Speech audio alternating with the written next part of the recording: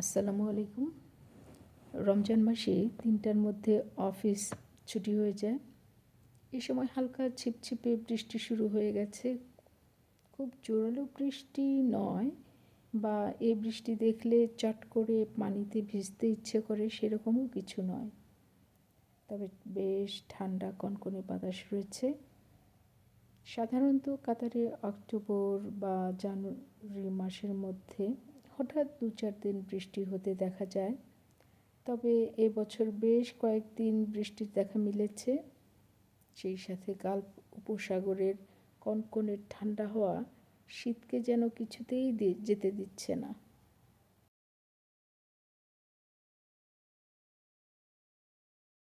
এদেশে শীত গ্রীষ্ম এই দুই ঋতুরই প্রাধান্য থাকে। সেই সাথে হেমন্ত বসন্ত ঋতুরও আবহাওয়াও আমরা টের পেয়ে থাকি। বৃষ্টি যখন আসে তাই শুধু আমার নয়, এখানের অনেকের মনে হয় ভালো লাগে। আমি জানালা খুলে বৃষ্টির শব্দ শুনি, বাতাসের শো শো শব্দ শুনি, আমার বেশ ভালো লাগে।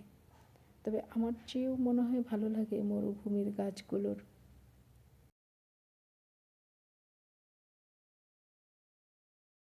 বৃষ্টির ছোঁয়ায় পৃথিবীর মাটি আর্দ্র হয়ে উঠুক, সজীব হয়ে উঠুক, বাতাস পরিশুদ্ধ হোক এই পৃথিবীর মাটি।